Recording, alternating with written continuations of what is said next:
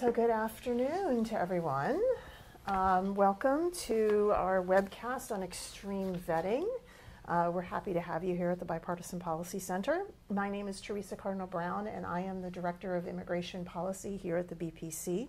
I'm here with a former colleague of mine, Mark Frey, and we're going to be talking about the President's executive orders on extreme vetting and what that means. So a little bit of background very quickly about the Bipartisan Policy Center. We are a pretty unique think tank here in Washington, D.C. We actively promote bipartisanship. We bring together principled members of each party and diverse stakeholders. We develop politically viable and pragmatic policy solutions to some of our largest issues, including the issues of immigration and national security. So I'll give you a little bit of background on Mark. Mark is currently Executive Director at Bancroft Global Development. That's a nonprofit mentoring organization and a for-profit venture capital partnership that work together to foster stability in conflict zones. He's a non-resident fellow at the Center for Strategic and International Studies, International Security Program, and he previously worked, as did I, at the Department of Homeland Security in a number of roles, including Director of the Visa Waiver Program, Chief of Staff at the Office of Policy Development, and you gained a lot of expertise and insight into the ways we process information, screen and vet people, how we get information and share it with other countries, all of which is part of this. So we'll be diving in here shortly. So thank you for being here. Well, thank you for having me. Happy Great. to be here and happy to have the discussion. Okay, so I'm going to give a little bit of background real quick before we get into things about the executive action, setting the stage about what we're going to be talking about today. So as many of you probably already know, President Trump, during the campaign, made at first a promise to create what was called a Muslim ban to deny entry to Muslims from entering the country, famously until, quote, we can figure out what's going on, unquote. He later changed that to a statement about barring entry to people from places, regions, or territories that had a history of terrorism. On January 27th, after the inauguration, he signed an executive order which suspended entry of nationals from 7 majority Muslim countries, Iraq, Iran, Syria, Yemen, Somalia, Libya, and Sudan, from entering the United States for a period of 90 days. It also suspended the U.S. refugee processing program for 120 days. Now, that executive order was the subject of litigation and an injunction by a federal judge in Washington state, so that never went into effect. On March 6th, he signed a new executive order overturning the other one, that also proposed to suspend entry, this time from 6 of the previous 7 nations. Iraq was determined to have increased its information sharing and didn't need to be on the list anymore. But there were other changes made also to try to overcome the previous court decisions. However, that too was the subject of a court injunction and has not been into effect. Now, a lot of the press and the public around this has been about the travel ban portions of it, the 90-day suspension or the suspension of the refugee programs. But what we're going to talk about today is what the ostensible purpose of these orders was, which is to give agencies a pause to conduct a worldwide review of, quote, whether and if so what additional information is needed from each foreign country to adjudicate visas for those nationals. So the purpose of the orders, although it's focused on this temporary suspension, was really about imposing what the president had previously called extreme vetting. So that's what we're going to talk about today. We're not going to talk about the executive orders and the litigation per se. We've done a couple of Facebook Live posts on that, and you can go find those if you're interested. But what we're going to focus on today is, what does that mean? What does that extreme vetting mean that the president is trying to propose?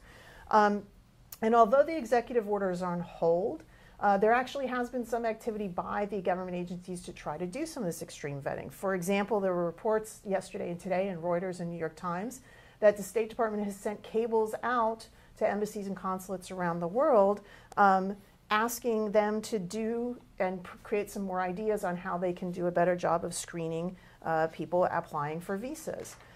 We've had reports that Customs and Border Protection officers at ports of entry are engaging in longer conversations, more secondary inspections, and questioning people, including searches of devices for social media. So apparently there is some extreme vetting going on underway. So with all of that as background, Mark, I want to turn to you and set us a baseline, though. If this is the additional stuff that's going on, what's it based on? What are we doing now? What has been the vetting process look like basically since 9/11? Well, yeah, thanks, Teresa. And that's actually a great place to start, because I think when you talk about extreme vetting, it has to be extreme compared to what? Right. What are you building on? And I think it has often gotten lost in some of the discussion to date that there has in fact been a system over the last 15 or 16 years that was built up, that has been changed periodically in response to current threats, and one, quite frankly, that's worked pretty successfully over that time. So talking about the different elements of that as a baseline, it starts obviously well before someone plans to travel to the United States. And effectively, there are two ways to do it for your normal traveler. You can either be a member of one of the 38 countries who can travel here under the visa waiver program, which means you don't physically need to go to an embassy or consulate and apply for a visa and have it actually physically affixed to your passport. Right. And that they go through one vetting system, and we can talk about what's involved in that vetting system. Although a key point to keep in mind is that it's very much the same vetting system that visa travelers go through as well, and that's the second way that someone makes an appointment at an embassy or consulate in their home country, or if they're living in another country at an embassy there, and they go through an application process, sit for an interview with a consular officer, and then either immediately or after some time, depending on the nature of the application, are granted a physical visa to get in the passport. Just again, to keep the whole process, the second thing, so before either a visa is granted or a visa waiver authorization is given, and in the visa waiver case, the traveler has to apply online through a system called the Electronic System for Travel Authorization. It's called the ESTA. The ESTA program, right? Exactly, where you have to fill out biographical information about yourself, your passport number, your date of birth, your name, etc. And that allows the U.S. government, in advance of travel, to conduct vetting against various criminal, security, lost and stolen passport databases, previous visa violations, things like that. And ESTA is a great example of one of the pretty significant but also periodic changes that happen in the vetting system when there are new threats developed. That was not part of the visa waiver program originally. Right. It became part of the visa waiver program in 2008. That was after, if I remember, Richard Reed, the shoe bomber, tried to fly in from London. He was a UK citizen, is that right? That's exactly right. And the visa waiver program started in the late 80s and early 90s. For a while, it was purely an economic facilitation program. Right. We don't think you're going to overstay here. We think you're going to go home, so welcome. After 9/11, that obviously became a different issue, and we implemented reforms at DHS during the time that both of us were there. But in any event, there are a number of checks that traveler goes through. And the same thing happens when an individual applies for a visa. And in fact, it's the same database checks based on the biographic information provided at the visa interview.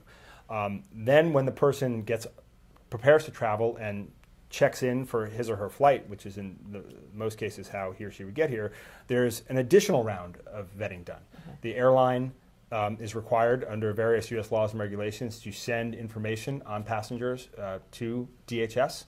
That consists of both so-called advanced passenger information, which is basically the information in your passport on your bio page, and what's known as passenger name record information, PNR, which is your reservation data.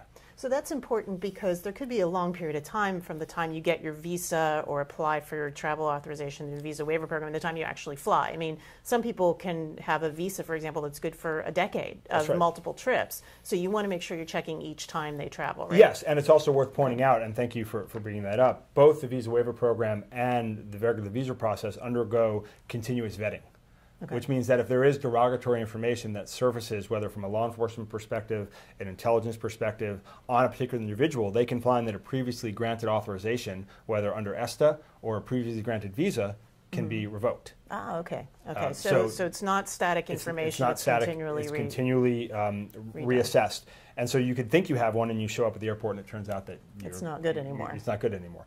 Right. But assuming that didn't happen, once you check in, the airline sends additional information to DHS, and particularly to CBP. And CBP, as you know, has a national targeting center, and they have very sophisticated algorithms and data programs that run through that data. And they look for travel patterns, and they look for other suspicious connections, and then they can, in fact, decide whether or not someone perhaps needs to have additional questioning before they get on the plane, or in most likely in more cases will be questioned additionally when they arrive in the United States. And then, of course, when they arrive in the United States, there's yet a third round of vetting and interviewing at the CBP officer, whether at primary, and then if he or she is not satisfied, or there's an indication that there was a problem, then that person will get sent to what's called secondary, and spend more in-depth time with an officer examining whatever the issue is that seems to have raised a concern. And if it's serious enough from a security perspective or just from an immigration perspective, that person will not be admitted into the United States. So in broad strokes, that's the process. Yeah. So let's add a little bit to that, because there's also a biometric check that can happen, right? So when you apply for a visa, the consular officer will take your fingerprints and a photograph, and that gets run against biometric databases as well, right? That's right. When you come to the United States at the port of entry, they check it again and say, okay, is this the same person that visa was issued to overseas? Do we have any more information on that? So it's important to recognize that there's a biometric component to this too, to help establish identity, but also because we have some information that's only biometrics of bad people that we want to be concerned about, correct? That's absolutely correct. And the biometrics also, thank you for reminding me, the biometrics also apply at ports of entry for all travel. When a visa waiver program traveler, for example, arrives at port of entry, he or she also gives a fingerprint and has a photograph taken, and that photograph and fingerprint can be compared to previous entries if there are. They can also be compared to the photograph that's in the passport, which itself as a digital photograph is a biometric. And for example, one of the requirements of the visa waiver program is that citizens and travelers under the program travel with electronic passports that have that chip that contain the biometric information. So again, that's one of the ways that you ensure identity as well. Yeah. So obviously there's a lot that's already being done. You've mentioned several times in which somebody's checked on their way to the United States, several types of checks for criminal history and terrorism history. You mentioned intelligence communities involved here, as well as DHS. So there's a lot of information flowing around. So with all of that, other than that, what kinds of other things do you think could be looked at in that process that might add to the process? So I think that in broad strokes, that both systems are designed to get at what you really want, which is someone a potential terrorist threat, what's known as a known and suspected terrorist, or is someone a criminal, and particularly a serious criminal? You know, we're not necessarily talking jaywalking or library fines, but serious crimes. And so what we've done as well, and this is particularly the case in the visa waiver program, because recall that the 38 countries participating in that program are our closest allies. Right. So Europe, Japan, Australia, New Zealand. That's right. Almost all of Europe, Asia Pacific, and in Latin America, Chile actually is the most recent member. So they share the most information with us almost by definition. And among the information those countries share with us is information on known and suspected terrorists that they have. So their own watch list. Their own watch list. Okay. And also serious criminals. And in fact, that information can get fed into our vetting process as well, so we do a better job. The theory being that as good as our intelligence and security and law enforcement services are, if you want to know something about a British national, chances are the British are going to have better information than we are. And so we like the British to share that with us. And as a rule, they, of course, do. And this is reciprocal, and we share with them as well. So that's true for the visa waiver countries. Obviously, one of the things that apparently President Trump is concerned about is that we're not getting enough information from enough countries to do that proper vetting at the visa stage. So what kinds of information, you mentioned criminal databases, terrorist watch lists, I assume that there's like passport data we'd want to share with them to know that their passports are valid. What other kinds of information we'd be looking for from other countries? Obviously, we have close relationship with the visa waiver, but So I think precisely those three buckets, to talk about it in broad strokes, are what you want from all countries. You want to know if someone's a potential terrorist. You want to know if someone's a criminal or a potential criminal, and you also, of course, want to know if they're traveling on valid documents. And so that's something I think would want from all countries. The question is, can these countries provide it to us? And that's a more difficult thing, because when you look at individual countries, whether they can give us this information is often a complex mixture of, one, does the country have the capability to have that information? Do they collect it themselves? Do they collect it themselves on their citizens? And at one end of the extreme are the now 6 countries that have been subject to the travel ban. Arguably, given the state of those countries, it's hard to imagine that there's a process in place to in a clear way, give us databases on potential criminals, right? Particularly the ones that have been failed states for quite a while. So that's problem number one, or issue number one. Problem number two is that then there, of course, has to be political will in those countries to share that information with the United States. And in some cases, it's beyond political will. There actually has to be the legal ability under that country's framework to share that So information. government might not be allowed legally to share information on its own citizens with another country. That's exactly right. And as you may recall, we've had that discussion quite a bit, particularly with our European partners, about the privacy of their citizens' data and how we protected that information and what uses that it's put to, and we had to meet certain adequacy standards, and we'll bore your audience with all the, details of that. But suffice to say, it was many years of negotiations back and forth to do that. Exactly, and the Europeans with our closest allies in Europe. That's right. They were just simply not permitted to share it in perhaps the way we wanted to share without additional negotiated agreements. Right. Which also took quite a long time to get to and went through multiple iterations of these things. And so that's problem number two. Sometimes a country may have all the political will in the world to want to share with us, but is prohibited from doing so. And then I think we also have to think as well that these relationships, well, two other points. One, that are related. These relationships are reciprocal. Okay. So we have to expect that if we ask a country to provide information on its citizens to us, they may turn around and ask for the United States to provide information on our citizens to them. So to be topical, if we ask Russia for its criminal databases to vet Russians coming to the United States, they would ask us for our criminal databases on U.S. citizens to vet going to Russia. Conceivably. They certainly could do that. Okay. And would, and again, some countries would maybe choose to do that, and other countries, for a variety of reasons, may choose not to raise that issue. But they could. They certainly could. And then related, obviously, because we're dealing with sovereign countries, which in many cases we have a complex web of relationships and objectives and a large agenda item, this is only one piece of it. And so we have to remember that if we try and drive a very hard bargain on travel data, for example, but we also want something else, or are working on another initiative with that country, whether economic or defense related or anything, they may say, well, I'm going to link those two things. Even if we don't link them, they may decide to link them because that's their leverage. So if you want to put your military over here on an air base, but you're going to require us to, give all this information on our citizens, it's quid pro quo. That's right. And again, to be topical, we're conducting quite a few airstrikes these days out of Incirlik in Turkey.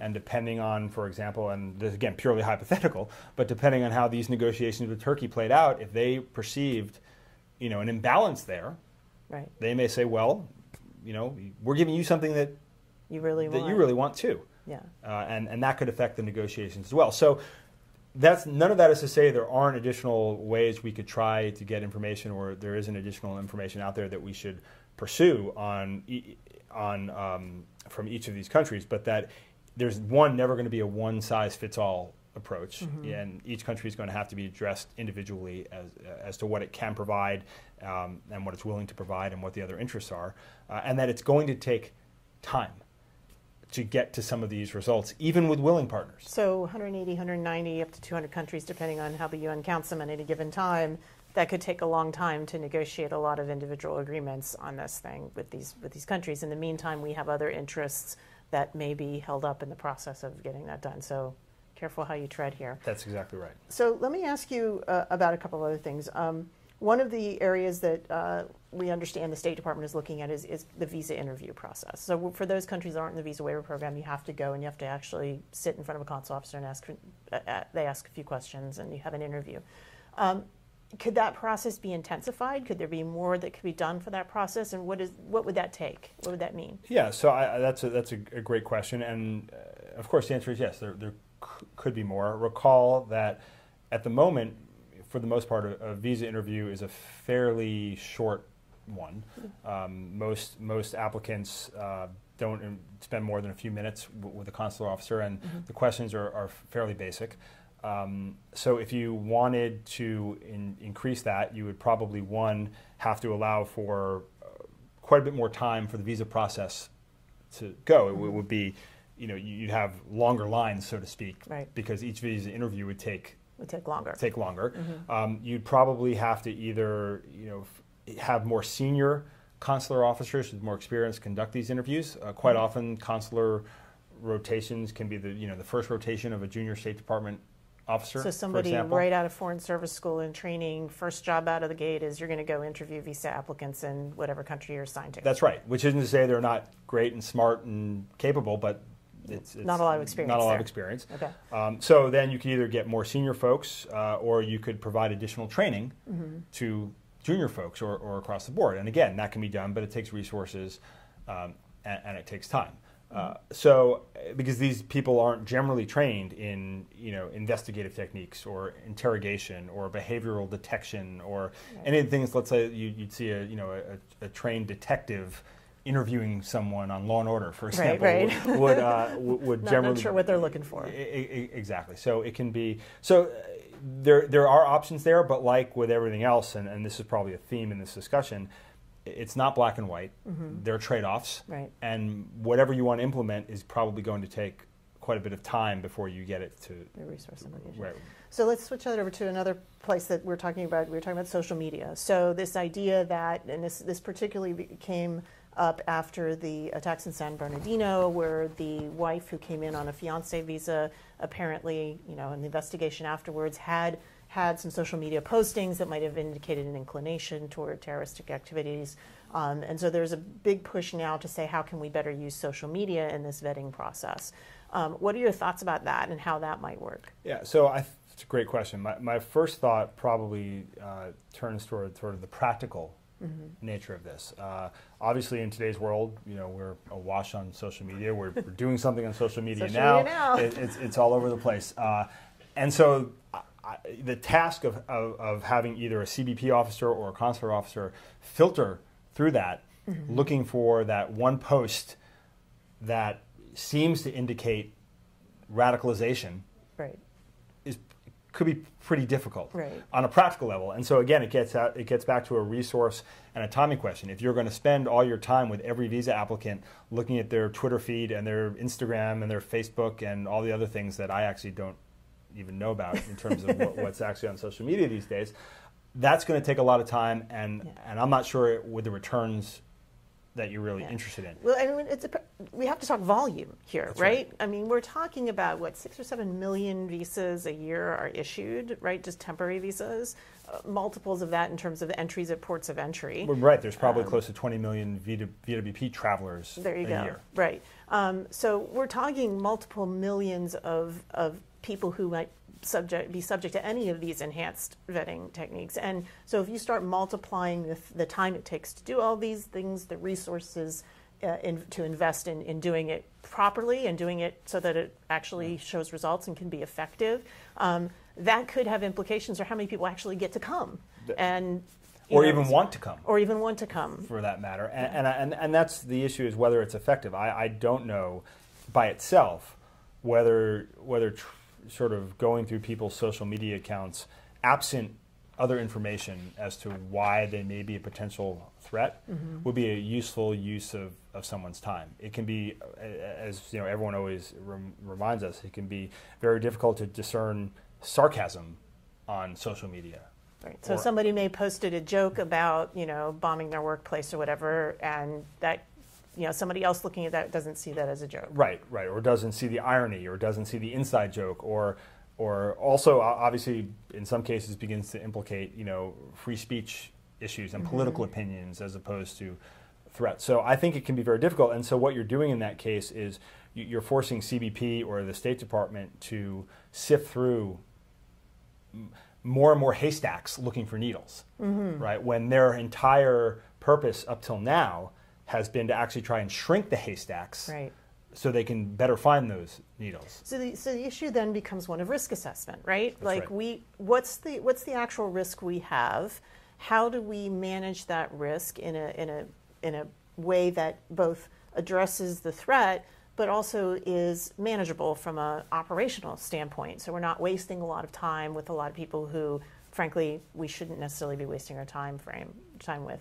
if you think about that in terms of risk assessment, I mean, one of the things we have heard from intelligence officials and congressional testimony is that the largest threat right now may not necessarily be coming from people coming from outside the country, but folks already here, right? We have what's called homegrown terrorist or lone wolf terrorists.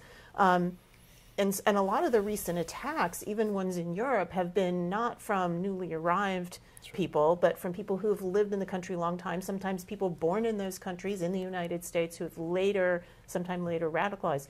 What's your sense of how any of this vetting would work to that threat? No, another great question, and that's precisely it. DHS and the U.S. government overall since 9/11 has been involved in a risk assessment and risk management process. There's no perfect security, and so you have to choose where you're going to focus limited resources and do the best you can. And I'd argue, we've actually done a pretty good job of that since 9/11 with all the reforms. And again, which isn't to say it can't and shouldn't be improved. There's always going to be room for improvement, but that we're starting off in a pretty good place. But none of this screening is, no matter how good you do it, can predict the future. So no screening you do on an individual now will impact whether 10 years later, when he or she is a citizen or a permanent resident, becomes radicalized. Or likewise in Europe. We're not in Minority Report. We don't have future crime or pre-crime. We can't. Exactly. And so, no, the vetting, extreme vetting that we're talking about here would have actually very little to do with homegrown lone wolf style terrorism, where someone is radicalized via the internet or radicalized somewhere else, and is otherwise unknown to law enforcement or to security services, and just decides one day, using a low-tech weapon like a car, to create an incident. So it wouldn't stop it. And just to continue the point, I don't know all the details. I don't think they've all come to light yet. But the extreme vetting per se wouldn't have necessarily had any effect on the British individual who perpetrated the attack in London just the other day. Yeah. Now, depending on the nature of previous convictions that he had that seems to have been reported in the press, he should have been caught by the current mechanisms in place under the visa waiver program, for example. If he tried to come to the United States. That's right. Or if he were ineligible for the visa waiver program, if he tried to get a visa. And that's a fairly technical point, but it's also worth remembering that the visa waiver program, even within countries that participated in it, only applies to two types of visas. Short-term business and short-term travel. So if everyone else still has to get a visa. Everybody if you're coming to work, if you're coming as a student, if you're coming with a green card, you still have to go get an interview at the consulate, even if you're from a visa waiver country. That's right. It's not a blanket waiver. It's not a blanket waiver. It's 90 days for business or for tourism. And business is not working. Business is going to a business meeting. Right. Or attending a conference or something. Attending a conference or going to Disneyland or shopping in New York or whatever it is. Right. Yes. Yeah. So that's really, I think we've covered a wide range here. I do want to see if we've managed to get some questions from the internet. I saw our colleague over there typing furiously. So one of the questions that has come to us, it says many people report scams trying to apply for visas. What advice do you have for avoiding these traps? Well, I'm not sure what they mean by scams trying to apply for visas. It may be that they're talking about people who say, I can get you through this extreme vetting process if you give me $10,000 or whatever. I think, when it comes to most immigration things like that, I would say if anyone's trying to charge you a lot of money and guaranteeing anything, that's probably a fraud because there's no guarantees. But the other thing I would say is that, and you're probably aware of this too, in the consular process, a qualified person, an immigration attorney, for example, can help you prepare the paperwork, but you still have to, you're the one that's being vetted, not them.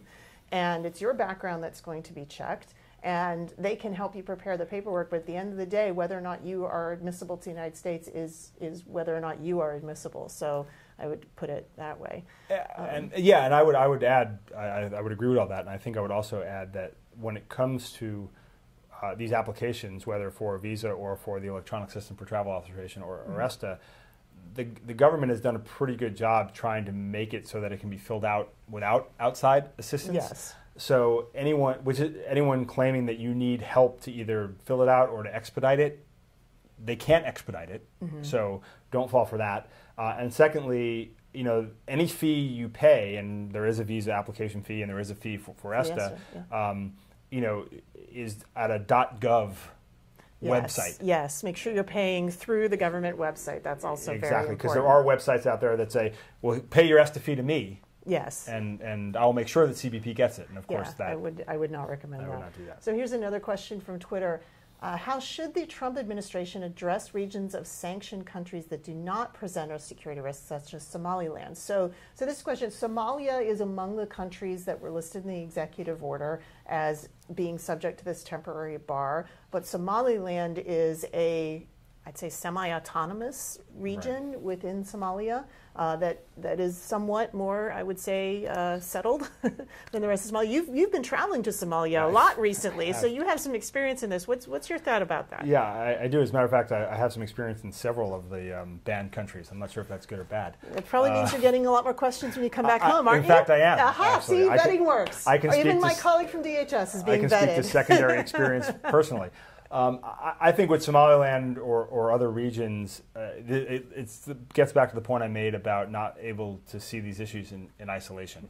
And I confess, even having spent some time in Somalia recently, I'm not 100% up to speed on exactly the political dynamic between Somaliland, Hargeisa, the capital, and Mogadishu.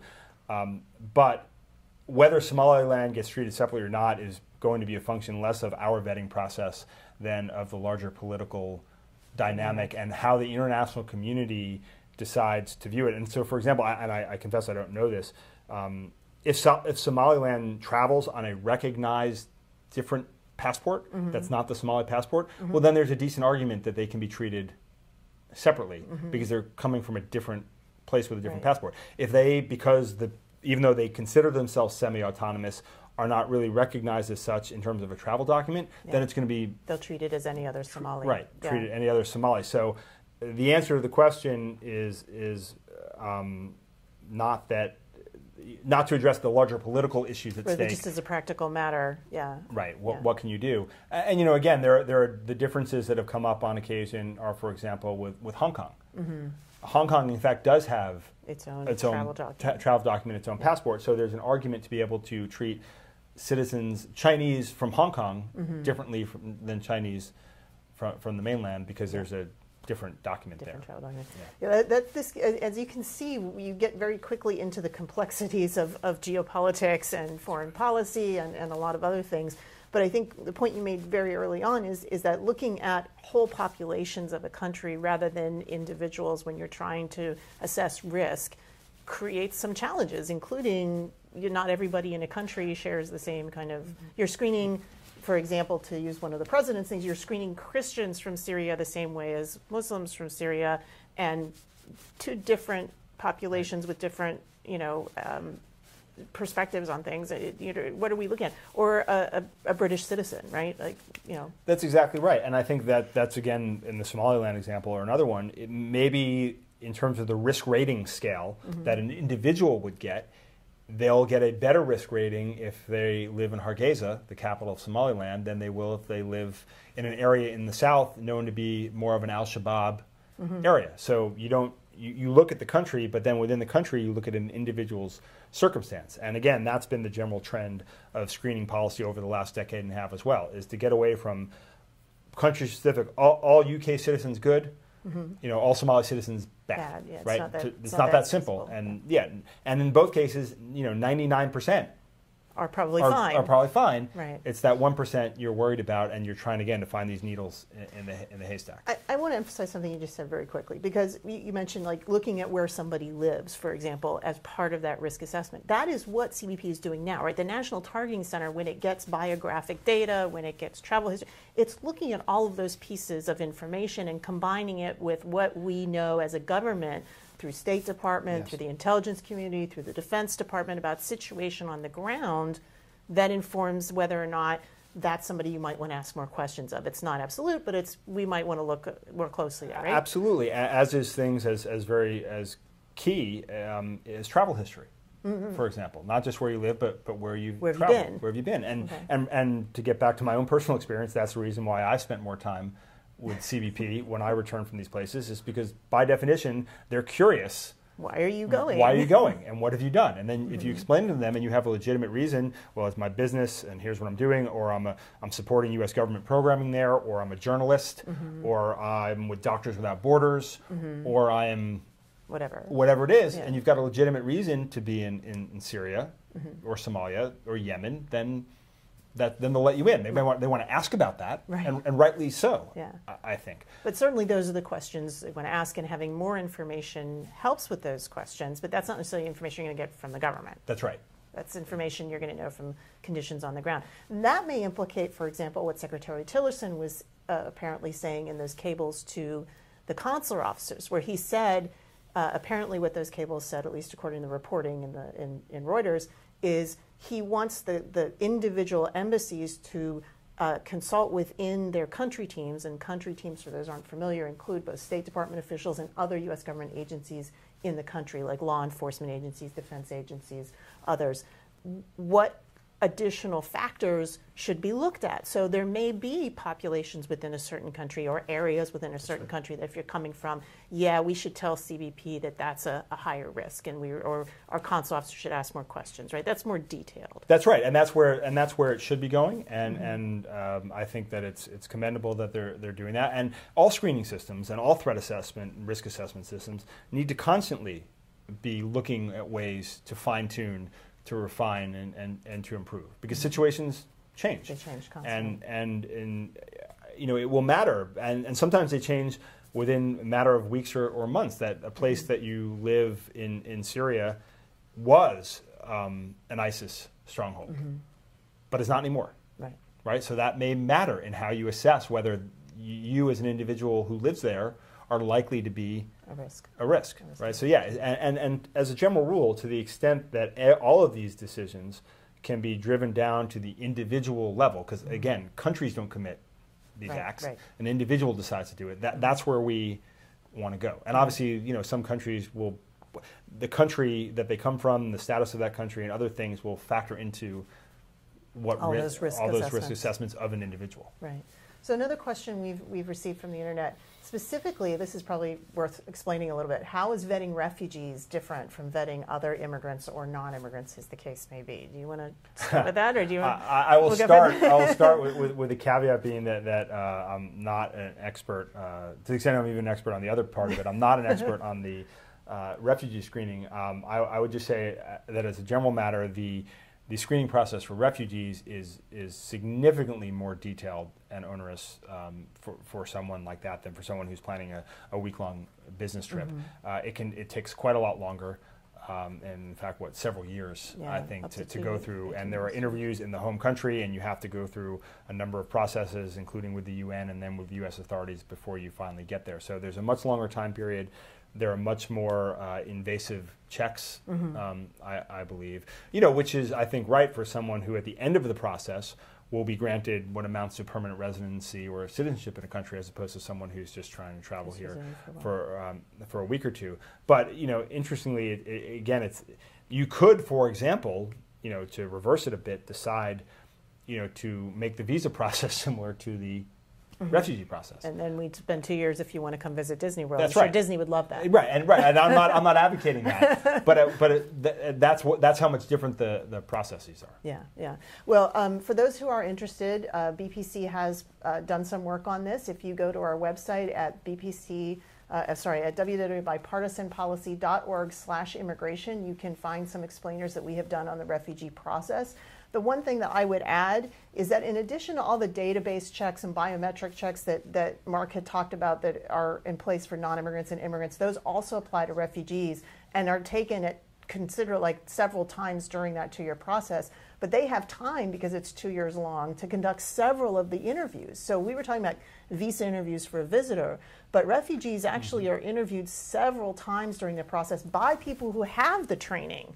That's right. To ask the right questions, both about their particular situation, whether or not they qualify as a refugee, but they also have training in country conditions, in what has been happening in those countries, to ask questions that can indicate whether or not there's any security factor. Right, and whether these people have credible fear of what they're claiming and things like that, because they're very familiar with the country. Yeah. Yeah, and the other thing it's worth mentioning, because I think a lot of people don't understand this, is that the burden is always on the foreign national to prove they are eligible to come to the United States. So at any given time, if there's any question whatsoever about the eligibility of that individual, they don't come, it's denied. So it's not the other way around where we have to show that there's something wrong. If they haven't met that burden of proof that says they can come, then they don't get to come. That's right, and as you know, that burden of proof is both security, but in the majority of the cases, it's probably largely an economic related decision. Can you be able to support yourself? Right, can you support yourself? Do we think that you have a job and ties to your home country such that you'll return? Right, for visitors, right, not a U.S. security risk. Right, now in refugees it's a little bit different because they don't have the economic issues, but they still have to meet the requirements of being a refugee, which is persecution on account of one of the protected classes. And that brings up another question that came from Twitter about whether religion is considered in the vetting process. You want to, at this point in time? Well, at this point in time, I would say not per se, right? And I believe, and again, not a lawyer, but that the Immigration and Nationality Act prohibits. For immigrant visas, you can't discriminate by nationality. Obviously, the Constitution applies to establishment of religion. As far as I know, there is no religious question on any visa application form. On any immigrant visa application form, on any non-immigrant visa application, it's not a question that is asked. It's not a ground, there's no religious-related ground of exclusion that would prevent you from coming to the United States. It could be an issue for certain refugees. For example, if you are applying as a refugee because you have been persecuted because of your religion, then that matters, and then the questions would be about, okay, describe your adherence to your religion, your practice of that religion, how that has been persecuted in your country. I mean, because that's relevant to the decision about whether or not you've been persecuted on that account and whether or not you're a refugee. But in any other traditional visa application process, my understanding is it doesn't really appear. That's right. Nor does it appear in the visa waiver process in any way, shape, or form. In any way, shape, or form, so that's not there. Let's see if we have any other questions. I think that's what we have from the internet for now. So let's talk a little bit more, because we have a little more time here. We spoke a little bit about sort of the reciprocity factor here. So we can decide that it's in our interest for our own security purposes to, enhance all of these processes and do a lot of things. But that has implications, obviously, for us in terms of the number of people who can come and spend their money here and go to school here and visit family here and all those other kinds of things, but also in terms of other countries. And you mentioned a few of those things, but there's a significant resource piece here, right? Like the president has to, for example, ask for money for the rest of this fiscal year. He has to ask for money for next fiscal year. If he wants to implement more of these things, we're talking money, right? And who pays for that? Yeah, that's right. These things that we're talking about that can be done. And again, will take time, and on our end, there are maybe things we can do unilaterally, but they will also cost money. But I think the reciprocity thing is something, though, to focus on, because it does often get lost in this discussion. And, for example, not more than a couple of weeks ago, the European Parliament took a vote, which really was a symbolic one because they don't quite have the power to do this, which would have banned visa-free travel for U.S. citizens to Europe, because not all European citizens or citizens of European countries are given visa-free access to the United States. The visa waiver program we've been talking about is most of Europe, but not all of Europe. Right. Countries like Poland, probably the most prominent example, but also Bulgaria, Croatia, Romania, are not members of the program yet. And the Europeans, who obviously as part of the EU view that as, well, we give you full visa-free travel to the United States, to us, why don't you reciprocate? And they're periodically sort of rattling their saber a little bit on that. Now, is that likely? Probably not, at least in the short term, but it's worth remembering what the outcry would be if every business person or tourist who wanted to take a vacation in Europe, France or Italy or wherever had to go get a visa. Yeah. And how much time and expense that would take, particularly because these countries don't have consulates all over. That's right, because Americans can travel visa-free in most cases, they have a lot fewer consulates here to process those applications. That's right. So you'd have to make a separate trip and spend several days waiting for your visa appointment Right. in New York, for example, or in Washington, and then travel home, assuming you got your visa, Yeah. And before then you could plan your trip, your honeymoon or your business trip or whatever it happened to be. So the consequences could be pretty severe if we're not. If we again, unlikely. There are a lot of these countries, of course, want American travelers. They want Right. Americans to come, and and these are our allies, and they generally value the relationship. So it's a question of whether we do this sort of too heavy-handed and too unilaterally. Then you can start seeing some pockets of resistance pop up. I remember back in the early days of the U.S. Visit Program, which is the program that takes fingerprints from people when they arrive. It was new, and a lot of people weren't used to having their fingerprints or biometrics taken when they traveled. It was seen as something that only criminals had to do.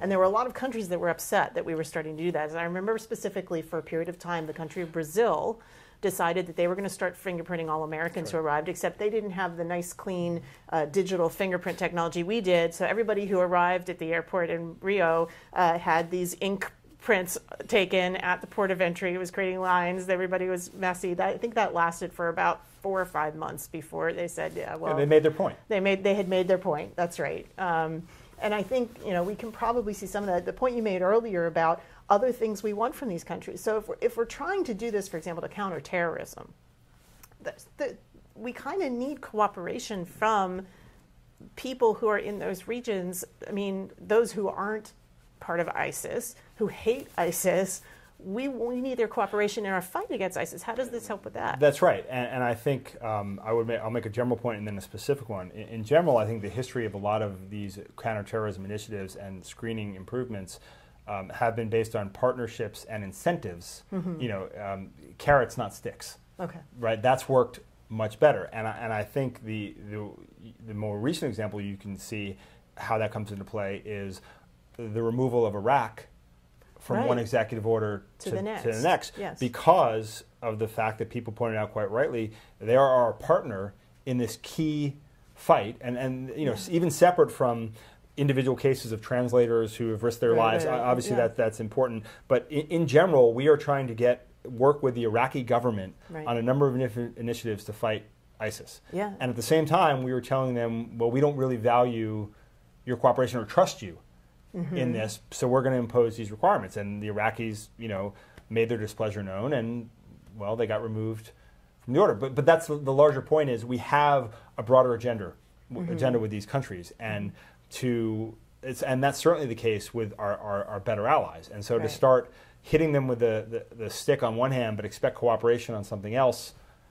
particularly in the counterterrorism realm, often doesn't work out very well. So it's worth considering sort of the broader U.S. interests in these areas and with these countries. Certainly, as if the parts of the executive order that require this worldwide review by the Secretary of State and the Secretary of Homeland Security and the Director of National Intelligence of countries that we'd want more information for, the process that was laid out in the executive order, again, it's still subject to injunction, is that report then lays out the list of countries. State Department then goes to those countries and says, start giving us information within 50 days. Right. The end of 50 days, if the country's not giving us the information, then the next step is that the State Department and DHS and the Attorney General will go to the President and say, these are the countries that aren't giving us information. You should bar their entry too. Now, it doesn't say the President will, but that's sort of the process that would be next. And you can imagine that some of these countries are places we have significant economic ties, or we have significant defense ties or foreign policy interests, or they are allies with us in a, geopolitical dynamic with another country. We have, trade deals. If the President wants to negotiate a lot of bilateral trade deals, I imagine if we're at the same time saying, we don't think you're giving us enough information for visas, that could impact our trade negotiations too, right? Yes, that's absolutely correct. And again, you think of some of the larger countries, you mentioned Brazil before, that's already taken sort of that step a little bit when they felt that they were being subject to a requirement they didn't quite like. Yeah, they might be perfectly willing to do that again, right? Or to otherwise affect the relationship with the United States because we ban Brazilian citizens from coming because of whether, again, it gets back to the question, do they collect the information? And even if they do, are they legally allowed to share it with us? Right. And under what circumstances? And if we decide that's not sufficient, what steps are we then going to take? Because if we do ban Brazilians, again, hypothetically, the Brazilians have a whole host of ways that they could to retaliate. To retaliate, and that may be against American citizens who have to go through the same processes, or it may be a more broadly based, well, you didn't connect those two issues, but guess what? Law enforcement cooperation, trade cooperation in the region, any number of things. Any number of things that we want their help with. A vote on a completely unrelated UN Security Council resolution, right? Right. They can just say no, we're not going to cooperate because these are all connected and can't be addressed in isolation. And to be fair, as somebody who did serve in an embassy and knows a little bit about foreign policy. That's one of the ways that a lot of countries in the world interact with the United States, by linking those kind of issues, because that's how they can gain leverage against the United States, which is frankly just a much bigger, more powerful country in the world, right? Yeah. Is that's how they are doing that. So to think just because we want issues to be separated, other countries are willing to do that. That's not. No, we don't necessarily dictate that. It's the exact opposite. They, as you just said, for precisely those reasons, they link them together because that's what gives them leverage. And again, it's worth pointing out that we're not only talking in these cases about folks we don't have a great relationship with. Even with our best allies, it has been a struggle sometimes to get this information. Not because they don't also share the objective of counterterrorism, but just because of their particular legal framework, political situation, whatever it is, it's difficult for them to do it, or at least it's difficult for them to do it on our timeline. Yeah. Right? They may get there. Yeah, 50 days may not be enough to change a domestic law if it has to be changed, for example. That's exactly right. And we negotiated a whole host of agreements with visa waiver program countries on sharing information on serious criminals, the so-called preventing and combating serious crime initiatives. Yeah. Those were very complicated negotiations that took a lot of time. But in some cases, they actually, to be implemented, had to be written into domestic law. Because they reached the level of that country of having to be implemented that way. And so even when we signed the agreement, it couldn't be implemented for several more months. Right. And again, that's willing participants and close allies. So hopefully there's enough discretion, given to the Secretary of State and the Secretary of Homeland Security to evaluate that and recognize that perhaps a country's trying to do it according to their own time frame, and they won't be presumptively just put in the blacklist or whatever, the bad box. Do we have any other questions for the unit? Well, I think we're probably about close to the end. I'll thank you so much for all of your expertise and information here. Is there anything else that you kind of want to say about extreme vetting and what it might mean? I think I'd just go back to where I started, which is number one, we have a system. It works, and it's been working well. That doesn't mean it can't be improved, and we should always look for ways to improve it, whether for the visa process or the visa waiver program process. But to do that, you have to do it based on partnership and cooperation, and less so on dictates and unilateral actions, because most of these countries are willing to do it. We just have to address each of them individually, and to sort of threaten at the end tends to get worse results than if we incentivize these countries to participate. And then I think the second thing I would say, we have to realize that, as you've pointed out several times, that a number of these things we're talking about and a number of potential solutions take resources. And it's not clear where these resources are necessarily going to come from. But you could imagine additional things that you could do at these places. CBP has a number of programs, as you well know, that put officers in foreign airports, sometimes just as advisors, but sometimes actually doing clearance of individuals. That's a great program, right? But that's an expensive it is expensive, program. But you could do that conceivably, right? That's a great way to do vetting. Put no more ports of entry in the United States. Put everyone outside. Put everyone outside the United States. Well, I mean, but talking about negotiation, every location where we have CBP officers conducting pre-clearance has to be negotiated under a treaty with that government. We just, for example, recently renegotiated our agreement with Canada to expand the coverage of that pre-clearance, and that has to go, as you mentioned, through domestic legislation in Canada as well as in the United States. That we finished that negotiation last year. It's still not quite implemented up there. So, and those take a long time because we're talking about law enforcement authorities on foreign soil. We can't just kind of go in and say, oh, we want to be able to arrest people in your country under our laws. That doesn't quite work. So we have to negotiate those things. Exactly. Out. So there are solutions and there are ways to improve the current system, but we also have to be aware that there are some trade-offs, there are some costs involved in doing this, and that it's going to take time. But it's worth keeping in mind that doesn't mean that in the interim suddenly we're vulnerable to all sorts of issues and that people are going to be flooding in because we don't have a system. Right.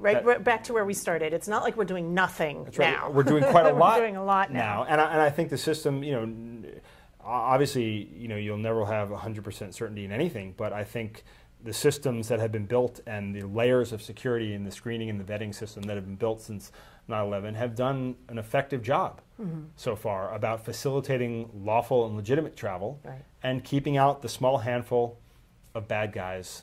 The bad dudes. The bad dudes. Exactly. And from a percentage basis, right, I mean, it's, you're probably talking, you're talking millions upon millions of travelers and a handful of bad people.